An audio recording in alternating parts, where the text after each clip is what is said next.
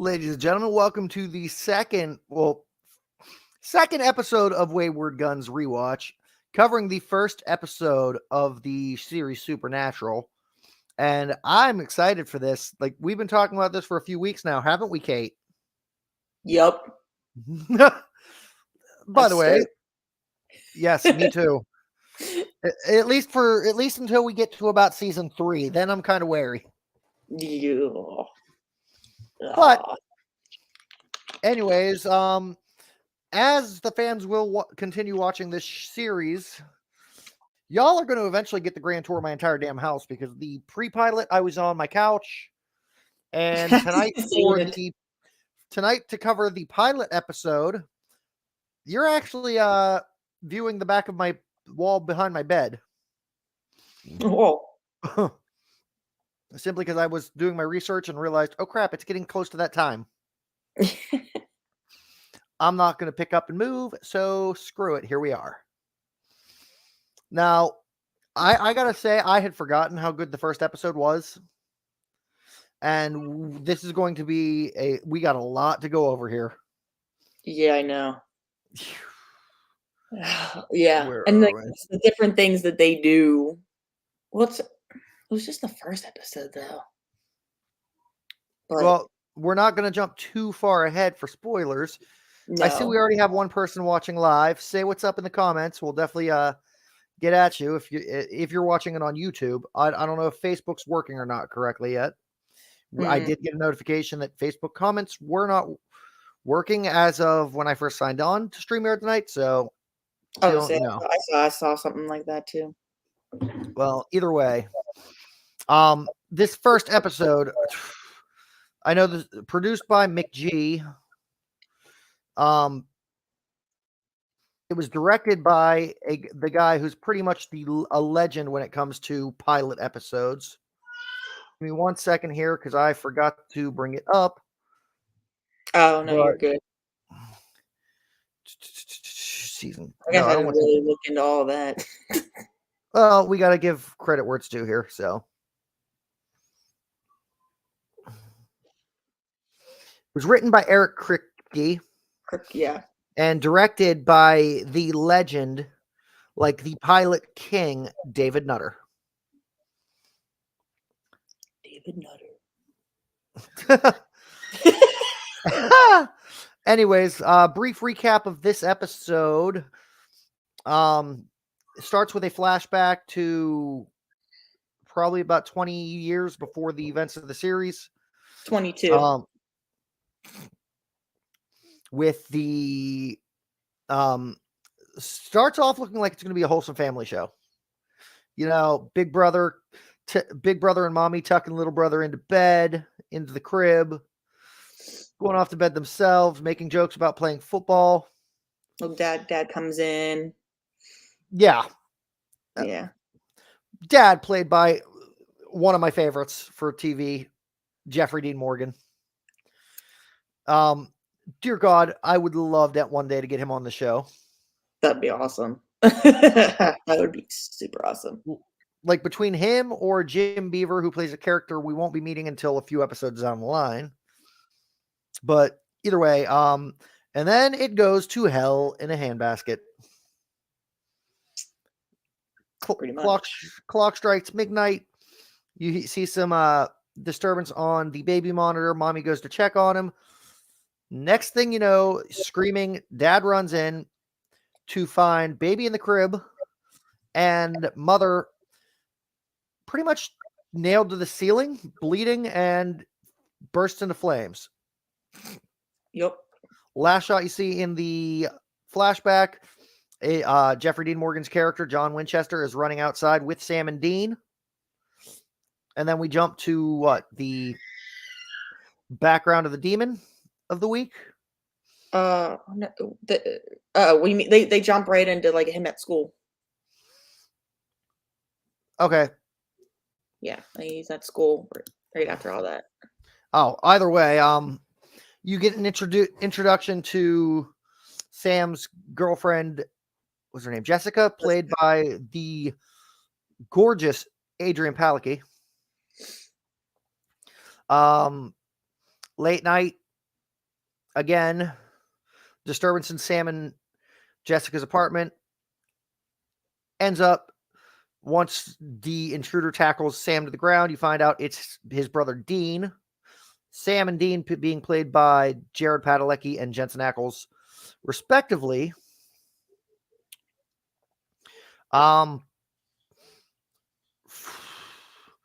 Discussing the fact that John has been missing for a while.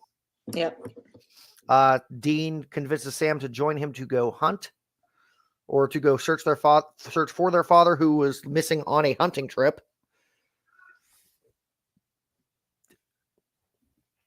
Where's that pick off from there?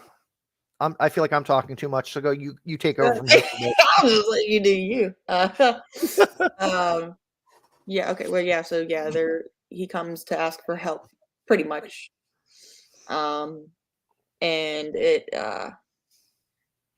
ends up that they run, like they basically drive into a oh my god, into a case. Sorry, case.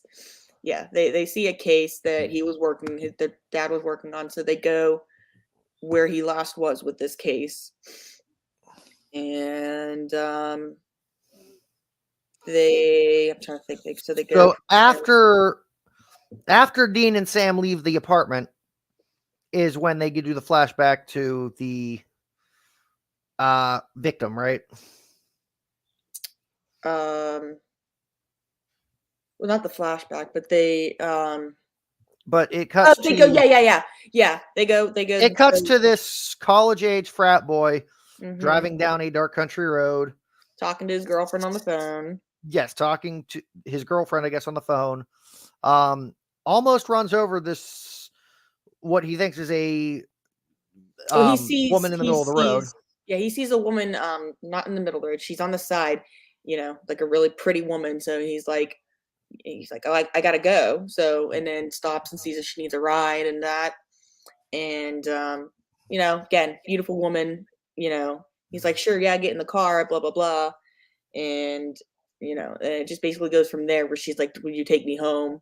And being like, seducing him kind of thing. So, yeah, I'm not going to lie. The way she was moving around in the car in the, I almost want to say nightgown. Yeah. Not going to lie, kind of got me going a little bit. The character of Constance Welch being played by the lovely Sarah Shahi for this episode as a guest star. Yeah. Yes. So yeah, but then they drive to where it was her old home. It was an old like farmhouse, and like this kid's just like, this isn't your home. And this place is old, decrepit, run down. Looks like nobody lived there in like 20 years. Yeah. Like the door's missing, the windows are missing. Yep. So that's why he's like, oh, you can't live here. And then she disappears, comes back, and he's dead. Yeah, he looks. Yeah, the way they played this up was great, because he's like, you can't live here. There's no way. Then he looks over to passenger seat to as if to question, and she gone. Gets out to go look into the house, sees like a disturbance of bats or whatever. Oh yeah, like birds. Runs to the car, and it scares the hell out of him. He runs to the car and tears off. Until he manages to glance into the rearview mirror to see Constance sitting there. About wrecks the car on the bridge. The bridge that she, mind you, that we find out later she jumped off of to her death. Yeah. Then you see the car start shaking around, blood spatter on the windshield, and it cuts to Sam and Dean at a gas station on the way to the scene. As they find out what's going on, they pull up to the scene, discuss what's going on with the case with the local police.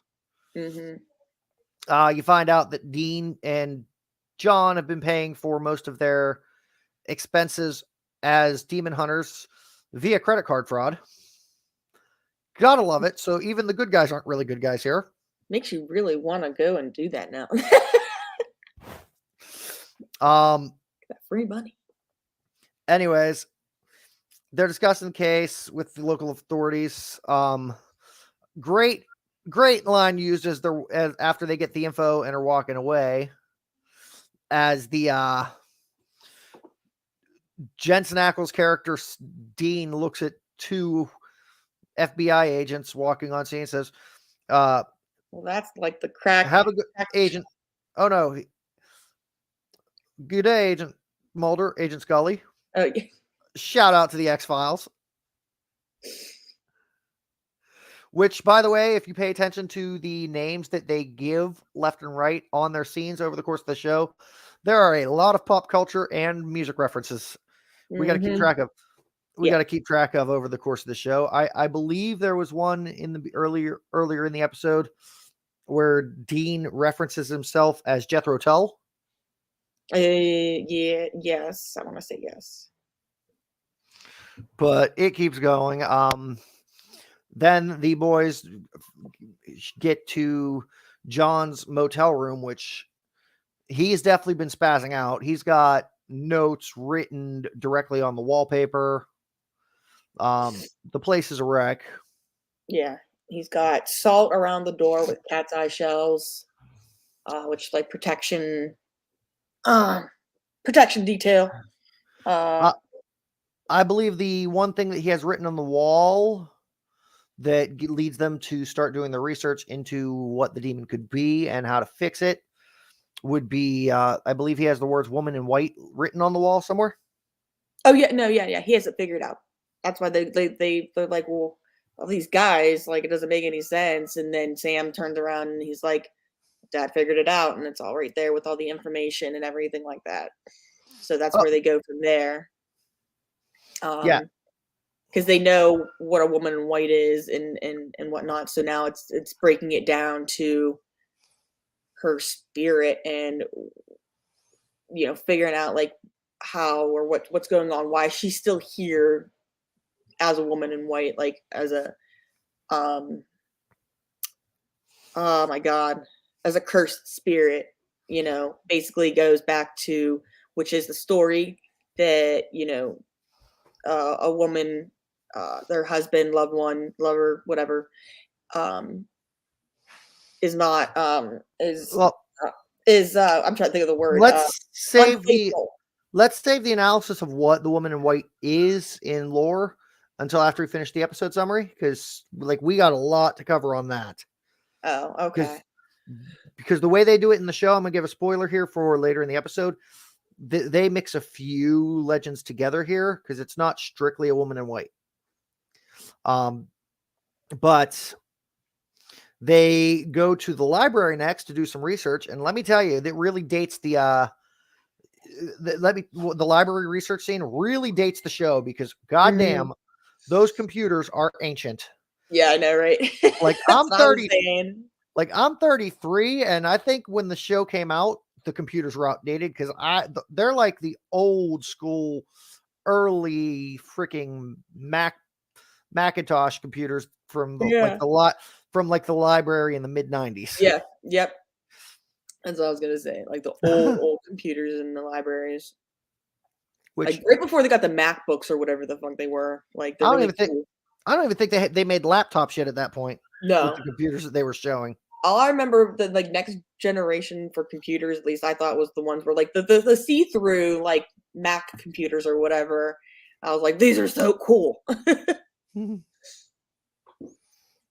So, but yeah, it's like super old computers, and again, the spirit, it comes normally. Spirits come from a violent death of sorts. So first they tried murder, but then they did suicide. So.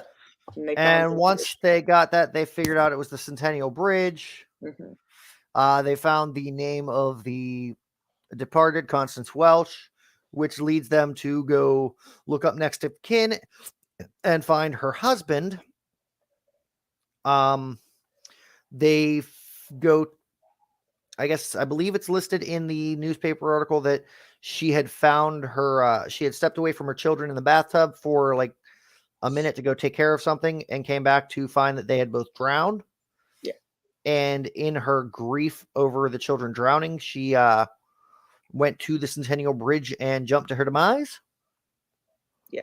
Well, they go to pay hubby a visit to see if they can gain more info from him about where the body is buried and how to dispose of the body to rid the spirit from the immortal plane.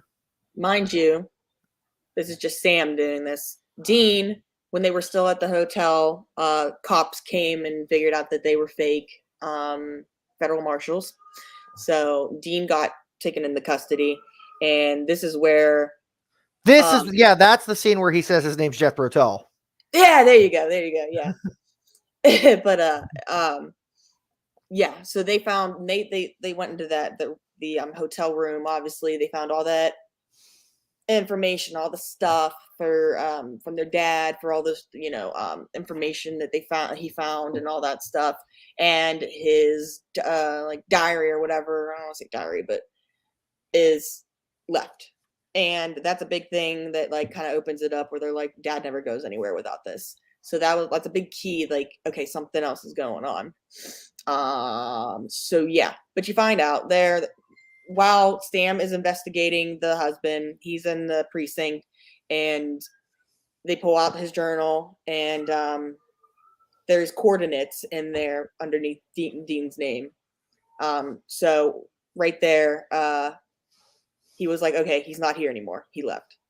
So that's when Sam makes a false 911 call or whatever, gets him to be able to break out. I'm sorry. I think we're jumping around in the episode there because the coordinates that were left in the journal that Dean found were for the Centennial Bridge. No, they're to the next case.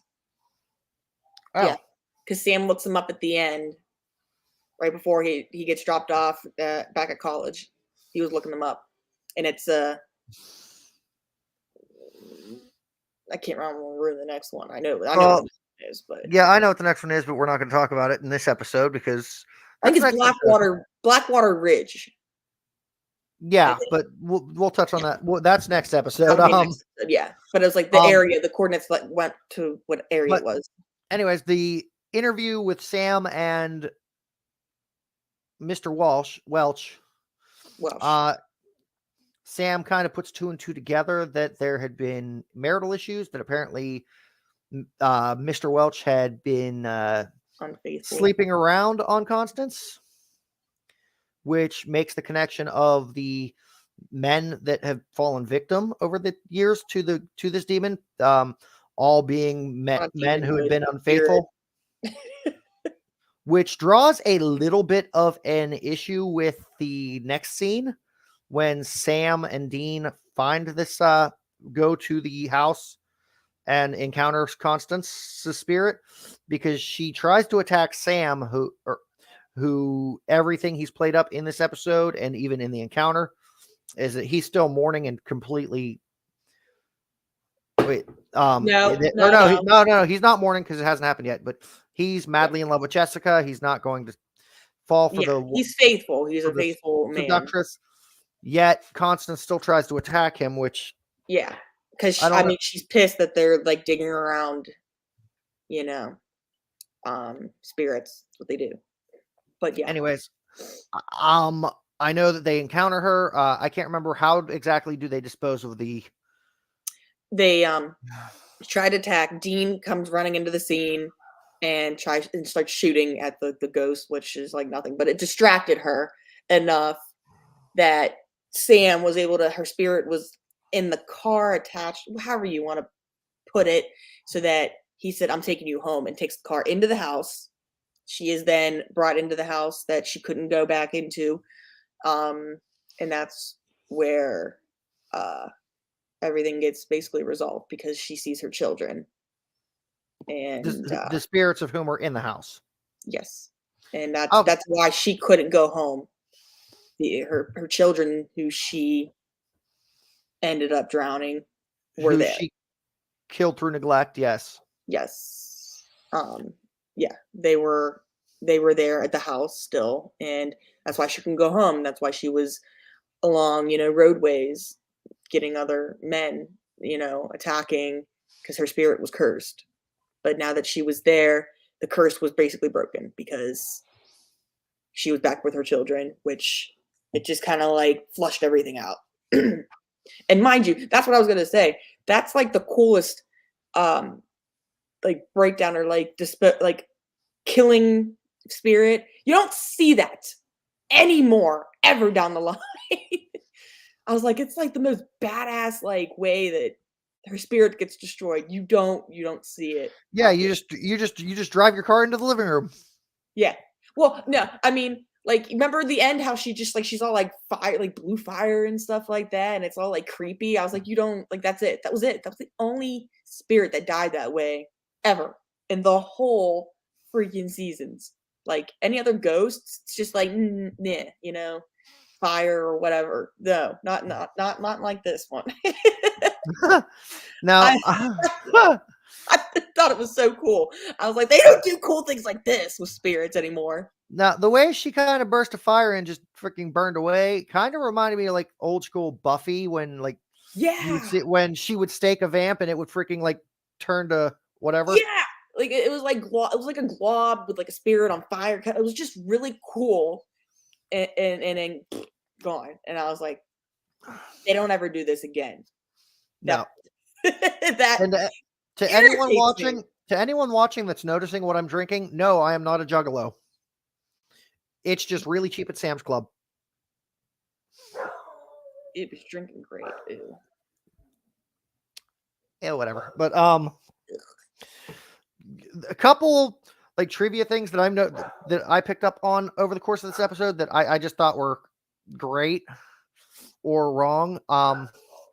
We're gonna jump into music analysis for a bit because there's one song that's used in this like classic rock song that I've noticed in this episode that is I'm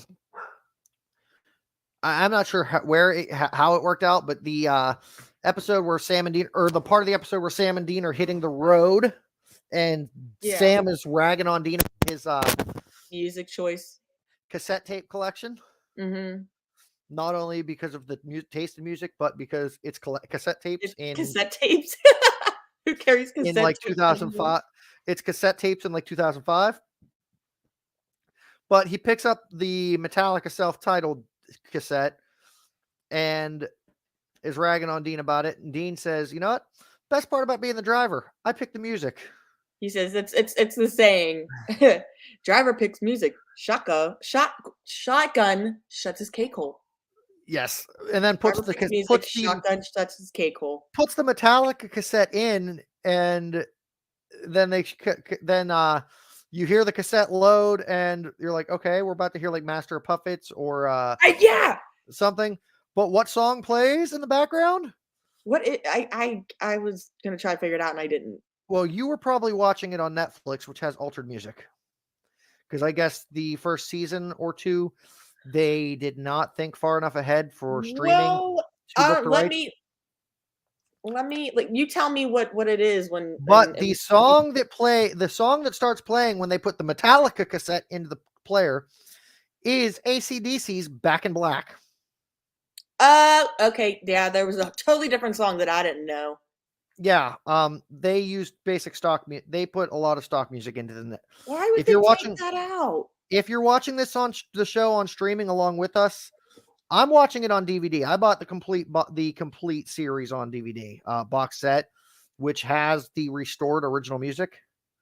If you're watching on streaming, because at the time that the show was put out, Warner Brothers or CW, whichever it was at that point, did not have enough foresight to book long-term music rights for the songs used, so they had to change them. And a lot of times institutions. You sorry, what'd you say? I said due to music and not booking the music rights long term, they were forced to make substitutions, and they were at times they were very questionable. That's lame. Which is why when we decided to do this project, I bought the box set. Yeah, well, good, because that's why they put in metallic. I was like, that's not metallic. But the fact that the Back in Black is used, it kind of fits as a storytelling motif because it's like the boys are back together. They're back. Sam's back and they're off to fight demons once again after Sam had stepped away for 4 years. Well, they're off to fight creatures, ghosts, all that stuff. Yeah. So that's really the only song that jumped out at me watching the show. I think that's pretty much it. Half because of the motif of it being like we're gonna go kick ass again, like back together, and largely because of the blooper of it being a Metallica cassette playing AC/DC. Yeah. Every time I'm like, what? Slight blooper I noticed on the episode, which is probably just somebody didn't do the proper research on it. But the one scene when they're doing interviews over from some of the locals about the ghost of Centennial Bridge. Yeah. Sam's talking to somebody about wearing what they say is a pentagram necklace, about it being attached to witchcraft and whatnot. And Sam incorrectly identifies it as a pentagram when it's actually a pentacle. It's the big difference is the direction. You hold on. If it's at the bottom, it's another. You keep hitting like your mic and it keeps kind of cutting you out. Hitting my mic? I don't know. You keep hitting something and I keep hearing you like cut out. I'm not sure because you're fine now. Anytime you've been moving like back. Well, I can't even use the excuse of being Italian and talking with my hands because I'm actually Irish. So that I don't know. Irish people talk big too. Yeah, but they're drunk most of the time, so they're not trying to talk with their hands. They're just trying to keep themselves vertical. Okay, listen. Oh wait, you're Irish too. I forgot. I'm mostly Scottish though. I found that out. But still, Celtic. It's all the same. Oh dear God! No wonder why we freaking have that. No wonder you and I have that personality trait of we get along so great, but we at the same time can't stand each other 90% of the time. Oh. Come on, how many times have you wanted to fucking strangle me over the years? Oh, I mean, yeah. Oh, and there we go. I guess I took the quota this week with our one F-bomb for the episode. You got it for me. I just know that most angry. We're just angry people half the time. Anyways, before we get too off track there, Goldfish. We wanted to discuss the next part of the thing that we want. The big part of this is discussing the legends involved, which there are three big ones that are combined into one. We are going to start with the Phantom Traveler, or the one that I found the most appropriate, the Ghost of Lydia's Bridge. This is based out of, before I give wrong information, I know it is out of North Carolina. I just want to make sure I give the right city. It is out of Jamestown, North Carolina. The legend behind this ties in with the Phantom Hitchhiker, which is also a woman in white. It's the girl Lydia was on her way home from a dance circa early 20s. As the legend goes, her date lost control of the car they were driving. He was killed instantly, but she died on the roadside waiting for help. And the fact that the legend on the Phantom Hitchhiker, or Lydia, or specifically Lydia's Bridge curse, is that when one of these spirits is found and you pick them up on the side of the road near the site where they died, they are trying to get home. They'll get in, give you the address, don't typically say much else, And then once you get to the address that they had given where they had lived, you get to go to let them out of the car, and they're gone. A lot of times, the young man that's picked up the hitchhiker will then go to figure out what's going on, go to the door, knock, and find out a relative or someone will answer the door. And when you ask, is Lydia here? Or whatnot, usually it's met with an awkward, no, Lydia died 20 years ago or however long ago. The weird part about this, though, is the two that are going to be discussed here are not necessarily typically violent spirits in legend. They have changed that for this episode. I almost forgot here. Let me bring this up. I was just say, I think with most of it.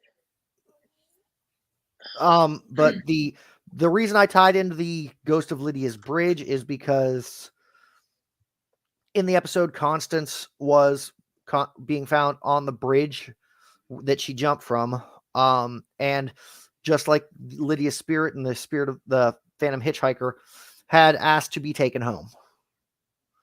The other one that is appropriate to discuss here is the Legend of La Llorona, which is a Mexican legend, and also apparently made into a movie that I found here, starring Autumn Reeser, Danny Trejo, Antonio Cupa, and Zamio Fandino. But you know what? I remember seeing that. But the Legend of La Llorona, bring this back up.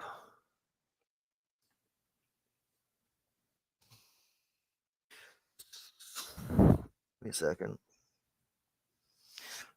A woman named Maria is the central character in the Legend of La Llorona.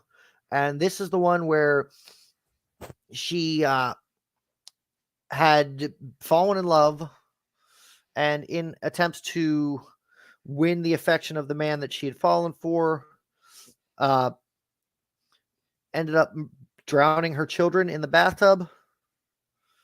And the other aspect of the legend is it's mix or match whether or not the item of her affection is the father of the children or not, but she kills the man, she murders the children and gets rejected because of it, in which case it leads her to her grief and drowning herself, which is where the aspects of the faithlessness, the children drowning, and the suicide come in on the story of Constance in this episode.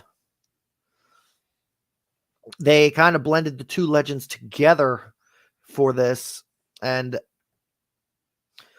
mixing La Llorona and Lydia's Bridge gets you Constance Welch, the woman in white. Now, you had found a few other versions of the woman in white.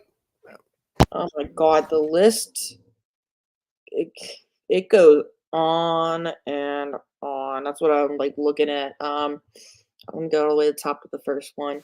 So, white lady or woman in white. So it's different legends. Typically, a female ghost with long straight hair, dressed in white dress or similar garment, and different rural areas and local legends that ended in a tragedy. They were all these stories do have a tragedy of the sorts. Like the theme is lost, betrayed, by husband or fiance or unrequited love. All basically accidental deaths, murders, suicide, all that kind of fun stuff. But so let's go. The first one was Brazil. So it's a Brazilian lady in white, be a ghost of a young woman who died of childbirth or violent causes. She appears as a pale woman in a long white dress, sleeping gown, usually speechless, like you said with most of the your stories. But occasionally recounts her misfortunes. I guess they said the origin's not totally clear with that. But anyways, it's proposed that the ghost is a violent death of a young woman who was murdered by their father or husbands in an honor killing. I was like, that's interesting. Canada has one. Said to be the spirit of a young Canadian woman whose soon-to-be husband was killed while fighting against the British in the Battle of Beauport. But she's Canadian, so she's very polite. Yeah. The young couple allegedly they meet near the top of the falls. Accordingly, the grieving woman is said to have chosen the site to end her life by throwing herself in the raging waters while wearing the wedding dress she had recently ordered to be made. So yeah. The Czech Republic, they have a story. Hold on. So it's the daughter of an important nobleman. I can't even say this name. But she married another nobleman. In 1449. The marriage was quite unhappy. It was mostly because the father arranged the marriage. And so her husband was dying. The husband was the nobleman. And he asked for forgiveness for treating her badly. She refused. The husband cursed her. So that's one of them. Like I said, it goes on. There's one in Estonia, Germany. That one is really long. Hungary. White lady was the ghost of a girl or young woman that died violently. Usually, young women who committed suicide, were murdered, or died while imprisoned. Ireland. Ireland's it's violent, but it's a little different, I think. Ooh. Their story is the ghost of a young woman that died on her wedding night. Her death, which was suicide, which followed the death of her husband at the hand of her father. I thought that was pretty cool. So, wait. A lot of death, like either murder, suicide. It's like the biggest ones. So they got married. What'd they do? Elope and Daddy found out? That's it doesn't completely explain. I mean, they said it's her wedding night, so maybe it was the father maybe killed the husband because, she committed suicide, so probably blamed him. Well, no, because didn't you just say that she killed him because of the father killing the husband? No. I was saying she committed suicide. Which followed the death of her husband at the hand of her. Okay. Oh, I see. Okay. So yeah, Daddy killed the husband, and then she killed herself. Yeah. I'm going to try my Gaelic here, but the Irish or Gaelic Irish name of this legend is Anbain Ban. It didn't say. It just told me where it was, but I'm guessing your research for these is coming off of Wikipedia as well. Yeah. Okay.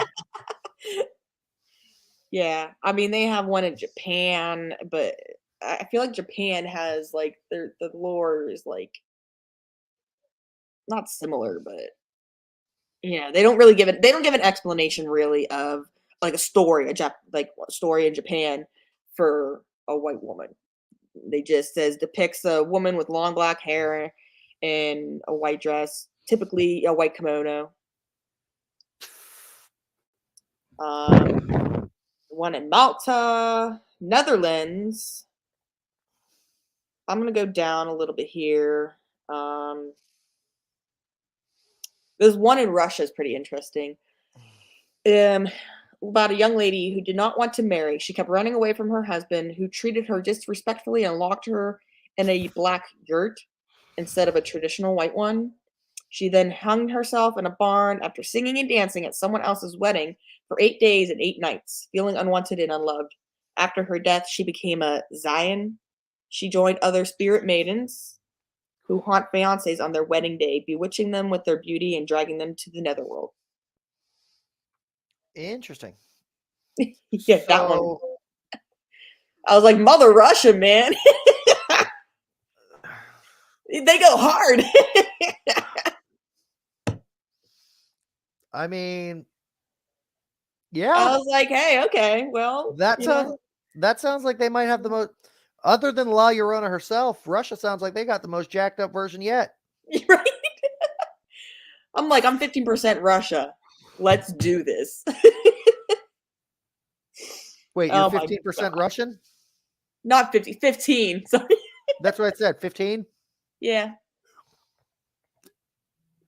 Probably maybe a little more depending. Like it's just. So that's where the crazy violent side comes from. Got it. Fuck. Damn. Nice save on keeping us away from an R rating this episode. My back heritage. I'm just an angry person. It's okay. Everything that I am, it's just angry. Scottish explains the alcoholism and the loudness. Listen. Russian explains the mean temper and violence. I'm German too. That explains the stubbornness. Ew.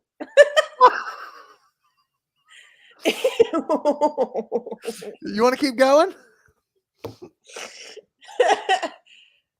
I do have some English background too. Oh, hey, guess what? I have like 3% like Spanish background. Okay, so English is where the I'm always right comes from, and the Spanish is where the affectionate side of Kate comes from. Ew. Ew. I also apparently have family from Latvia. But it's only 3%. But don't expect to see too much of the affectionate Kate, because that's only a 3%. That's what you get. You get 3% of affection from me. That's it. That's all you get. That's all you get. Just that little bit. When you get it, be thankful. See, me, in case y'all are wondering, I am 3/4 Irish, a quarter German, and just a tiny pinch of French. Oh, there's a little French, apparently. And you didn't hear. I thought this was weird too. Not next to the Spanish.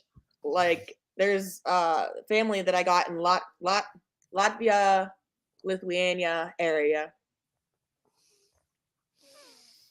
Okay, see, I can trace my blood back to 3 countries.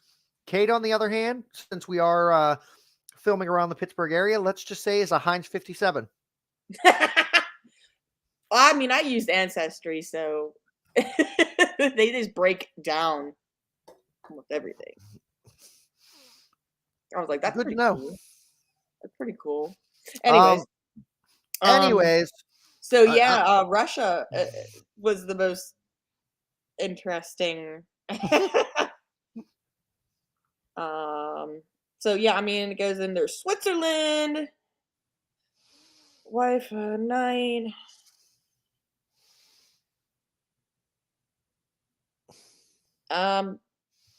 Switzerland, centered around a woman without a name, supposedly the first wife of the night. I can't say this. Oh dear God, let me see if I can figure it. Yeah.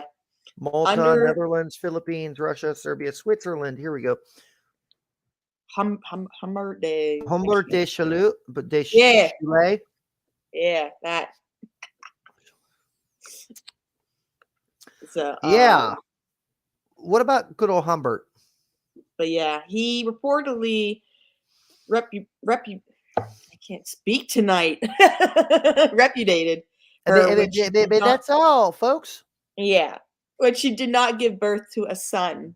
The ghost has been linked to the disappearance of people and deaths from unexplained causes. So yeah, I was like, damn, didn't give him boys. You're gonna strike her down. So yeah, we'll go on. Thailand, England. I mean, obviously there's gonna be one in England. And then it goes down and it gets into America, which the United States. And surprisingly, apparently the one that I mentioned and brought up in this story that I broke down isn't even listed on your list here. Yeah. Which might explain why you were looking like, oh, when I was explaining the Lydia's ghost. Yeah, like it's not. Yeah, it goes. I'm even going down. Yeah, because it's one. They have a white lady haunts a park in Rochester, New York. It's she wanders the park, obsessively looking for her daughter's body. The latter was slain by a boyfriend or group of hoodlums, depending on the story you hear. Legend has it that the human white lady either killed herself in grief or died alone and heartbroken. That's New York. The lady in white, or the White Lady of Avenel, is Virginia, Bedford, Virginia. Operation of Mary Frances Burwell of the Burwell family of Virginia. Legend has it that she stayed on the front porch waiting for her husband to come home from the Civil War, but he never did. Aw. That's sad. What is this? It's more stupid things. There's Connecticut that haunts the cemetery. The Altoona, and Pennsylvania. Altoona, Pennsylvania. Yeah, this one's a little close to home because Altoona is only about an hour and a half from here. She's known as an the hour and a White half Lady from you. What? Altoona's only about an hour and a half from you. It's about 2 hours and 15 minutes from me. Yeah, give or take. Yeah, the White Lady of Wopsy. Wopsy looks about right. Yeah, her ghost is said to haunt Wopson Sonana. I can't even say that. You go ahead and try. I'm just going to read directly from Wikipedia on this one. In Altoona, Pennsylvania, she's known as the White Lady of Wopsy. Her ghost is said to haunt, not hunt. That's what I'm saying. Her ghost is said to haunt Wapsanonoc Mountain and Buckhorn Mountain in the western part of Altoona. It's said that she and her husband had an ill-fated crash over what's known as Devil's Elbow as you head into the city itself, where both of them then tumbled over the side of the mountain. According to legend, she is seen looking for her husband on foggy nights, has been picked up as a hitchhiker, and her reflection is not seen in the mirror, but she always disappears around Devil's Elbow. Yeah. Yeah. So yeah, I mean that. So around the world, there are a metric shitload of women in white myths. All kinds of different stories. But would you agree that the two that I highlighted before we went into around the world are probably the most appropriate to this episode? Yeah. All right. So I have a feeling these episodes of this are probably going to be around an hour apiece, which is fine. By the way, Kate, I'm going to have to, after we get off the air here, get your sign-on info for Twitter so that I can link this to stream on your Twitter as well. Okay, yeah. Because I'm assuming you probably already are matched up and friends with a bunch of other people that are in the supernatural fandom. Oh, yeah. Well, I got to go and spruce up my Twitter. That's fine. But I figured an appropriate way to rank a show that's all about demons and the supernatural is by putting it according to the 7 circles of hell. So on this rating scale that I'm like devising as we go, the absolute best is going to be the first circle, because that's where Lucifer's 3-headed body dwells and where the absolute worst of the sinners are. So that's going to be the best, because why not? Yeah. The fourth circle, if you have read Alighieri's Inferno, you know that the journey starts at the 7th circle and gets more deeper and more insane and more screwed up. Like the worst sinners are always towards the middle. So we're going to start using the first circle of hell. I'm sorry, I have it backwards. The first circle of hell is the outside. They go through it. The 7th circle's in the middle. So the 7th circle of hell is going to be the absolute best, like perfect episode.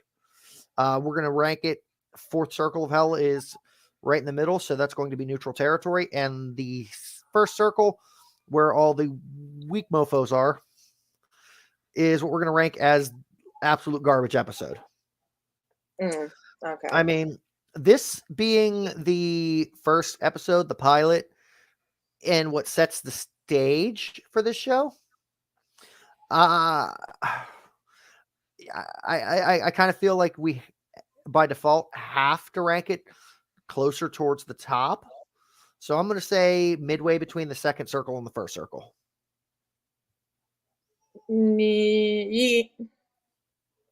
Yeah, I probably do the same ranking, honestly. And like between third and second. Okay, so you're saying the pilot's a little bit weaker than I am. I mean, but then again, you've probably seen a lot. You've seen the entire run of the show, so you know where the really good episodes are. Yeah, I'm only saying because it's the first episode. It does jump at you. Like once you get into the episode and everything, it kind of gets you like. I mean, for me, it did for me, and I know for most people it does. It just depends on the person, but grabs your attention. And again, one of the coolest ways the ghost dies at the end, well, dies, whatever, passes on. You don't see that anymore. Like that's the only time that it disappears. It goes to be laid to rest or whatever. It's the only cool time you see that. You're not going to see it any other time. All right, so for the first episode, Kate's ranking it between the second and third, between the third and second circle. I'm ranking it between she's ranking it between the fifth and sixth circle. I'm ranking it between the sixth and seventh.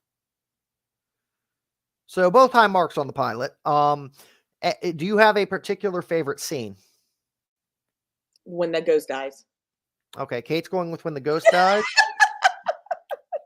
She's all about Flash, baby. She's all about Flash.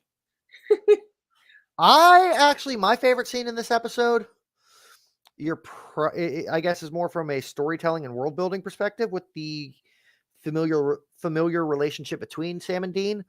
But the whole episode or the part of the episode, the whole scene where Dean breaks into the apartment and is trying to convince Sam to join him.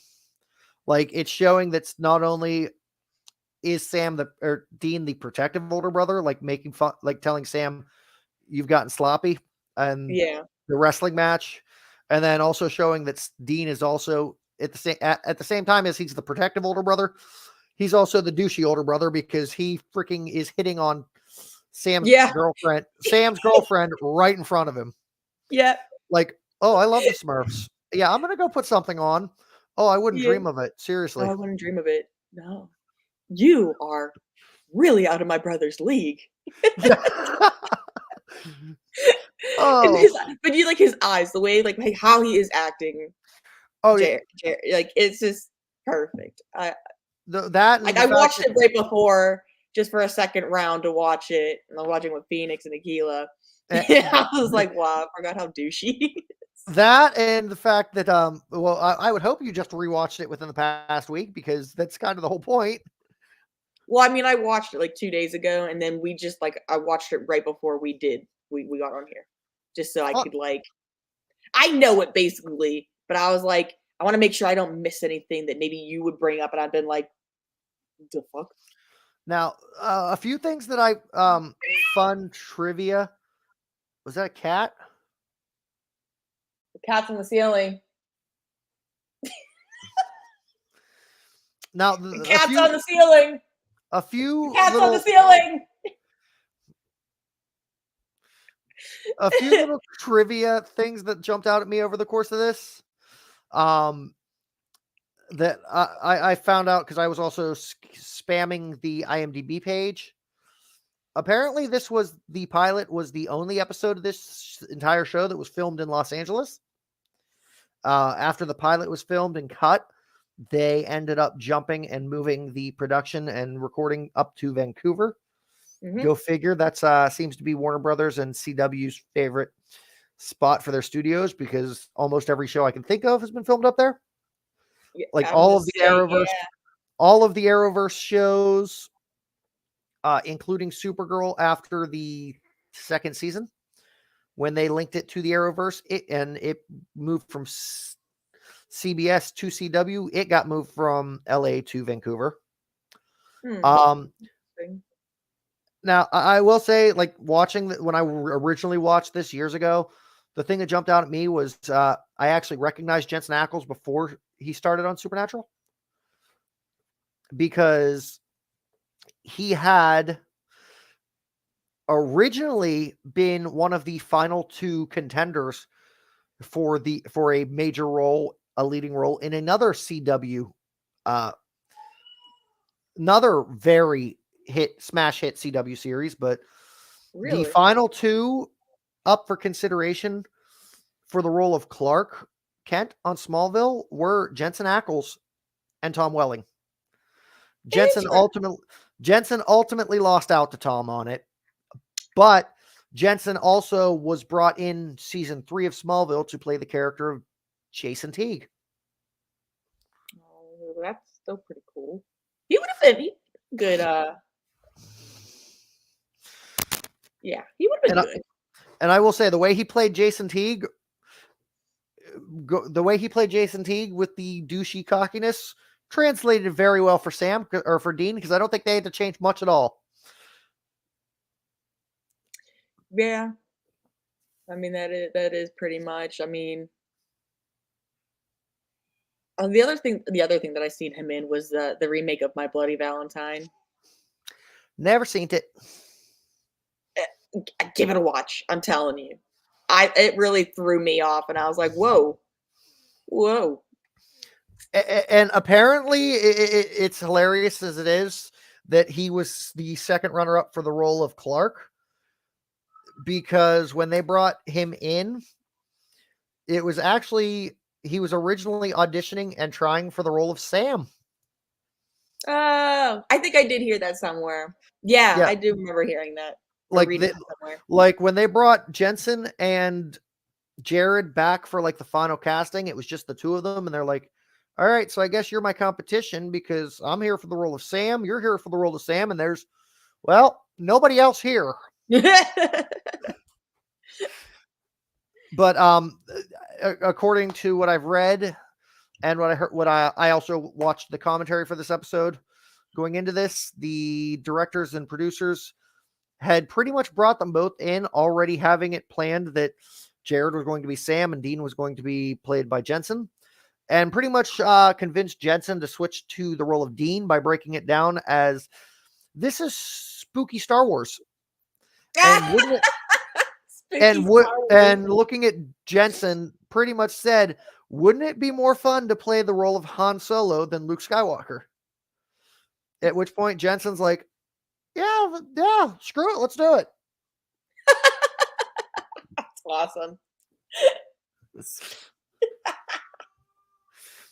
That's amazing. Spooky Star Wars. We have a comment. Frankie James, Frank, host of the Frank the Tank podcast, also a bit of a big deal over when it comes to Philly sports, particularly the Flyers. How you doing, guys? Good show. Thank you for the praise. Yeah, thanks. And that's being done on Facebook, so I guess Facebook comments are working again. Oh, sweet. Am I able to like get this onto my Facebook page or anything when we do these? Yeah, I'm gonna have to get your, like I said, when we go off the air, I'm gonna have to get your login for your email and password for Facebook, email and password for Twitter, so I can link both of those to the thing. Okay. And then now that you are approved as an admin on here, if you have any banners for topics you want to discuss in future episodes, or any images or overlays like I did with the, where the heck was picture, it? With the pictures of, when I threw up the pictures of the Ghost of Lydia's Bridge, or the movie poster for The Legend of La Llorona, you'll be able to add those in here as well. I see. I see it. Yeah, that's cool. But anyways, you can follow both of us on our personal Twitters, which our handles are both shown on screen. TJE Joker for me, that's at TJEGEOCUR. You can follow Kate at Shaylee Carl. Spelt as you see, because yeah. You can follow the show. The best way to follow us and get updated when we're planning new episodes is on the YouTube channel, Running Force Productions.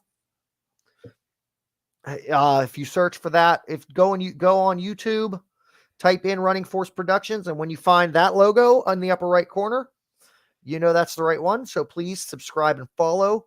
That is going to be the quickest way for us to grow our fan base and start maybe making some money doing this to give you guys a better product. And what was the other one? Oh yeah, I'm a fool. You can also follow the show itself on Twitter at Wayward Guns. There you go. Did I forget anything?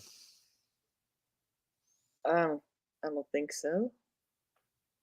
I'm like half asleep or almost there because it's my bedtime. Don't feel bad. As soon as we get off here, I got to pack my lunch bucket for the morning, and I'm PTFO. Passing the fluff out. Yes. I got to go check on my child. So, all right, we're signing off for the night. We're probably going to have to push next week's episode back to either Wednesday or Thursday. That's totally fine. Because next Tuesday I have I have the monthly union meeting.